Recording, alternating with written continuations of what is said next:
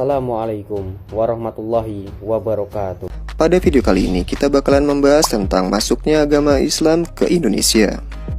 Seperti kita tahu, agama Islam merupakan agama yang paling banyak dianut masyarakat Indonesia, yaitu sekitar 87%. Lalu bagaimanakah proses masuknya agama Islam ke Indonesia? Mari kita bahas guys. Untuk mengulik proses masuknya agama Islam, kita perlu membedah teori terkait masuknya agama Islam ke Indonesia guys. Teori tersebut yaitu teori Gujarat, teori Mekah, dan teori Persia. Teori Gujarat. Teori ini didukung oleh Snook Horgrove, Willem Sotherham, Bernard Fleck, dan J. Pitt Nepel. Menurut teori Gujarat, Islam masuk ke Nusantara sekitar abad ke-13, dibawa oleh para pedagang Islam dari Gujarat. Gujarat itu wilayah India ya guys. Lalu apa sih yang menjadi dasar dari teori ini? Ada dua bukti yang mendukung teori ini guys. Pertama, batu nisan Sultan Malik Al-Saleh, Sultan Samudra Pasai yang meninggal tahun 1297. Batu nisan Sultan bercorak Gujarat, India. Hal ini diyakini oleh para sejarawan sebagai bukti kuat bahwa pengaruh Gujarat telah ada di Aceh. Bukti kedua yaitu tulisan Marco Polo, seorang pedagang dari Venesia, Italia yang menyatakan pernah singgah di Perlak pada tahun 1292 dan mendapati banyak penduduknya beragama Islam. Marco Polo juga menyebutkan peran dari pedagang-pedagang India yang aktif dalam penyebaran agama Islam. Teori Mekah. Teori ini didukung oleh Buya Hamka dan J. Van Le.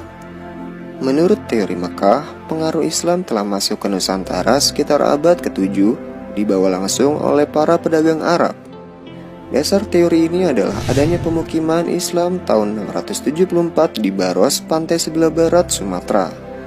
Para pedagang Arab tersebut juga melakukan pernikahan dengan penduduk lokal sehingga agama Islam semakin menyebar di Nusantara. Menurut Hamka, kedatangan awal bangsa Arab tersebut tidaklah dipengaruhi oleh faktor ekonomi, tetapi lebih kepada motivasi dan dorongan untuk menyebarkan agama Islam.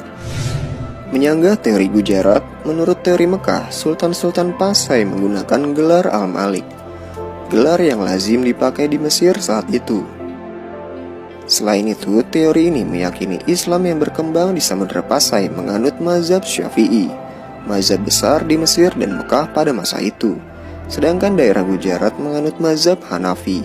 Kalau kalian belum tahu apa itu mazhab dalam Islam yaitu pandangan tentang hukum yang berlaku. Misalnya tata cara sholat, hukum memakai cadar, dan lain-lainnya. Dalam Islam ada 4 mazhab utama, yaitu mazhab Hanafi, Maliki, Syafi'i, dan Hambali. Teori Persia.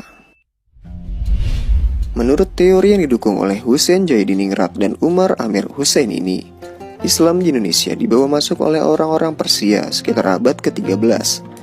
Kalangan ahli sejarah sering menyebutkan Kepulauan Nusantara sebagai bagian dari wilayah operasi dakwah dan wilayah dagang kerajaan Persia di masa lalu.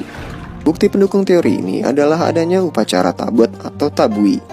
Upacara tabot diperingati setiap tanggal 10 Muharram di Bengkulu dan Sumatera Barat untuk wafatnya Hasan bin Ali dan Husain bin Ali, cucu Nabi Muhammad. Perayaan ini disebut juga dengan perayaan Asyura. Perayaan Asyura ini juga merupakan ritual tahunan di Persia. Tradisi dan lambang-lambang yang ditampilkan dalam upacara tabot memiliki kesamaan dengan tradisi di Persia. Selain itu, kesamaan tradisi Persia juga dapat kita lihat pada perayaan Maulid Nabi atau Maudul Lompoa di Cikoang, Takalar, Sulawesi Selatan. Oke guys, demikianlah pembahasan mengenai masuknya agama Islam ke Indonesia.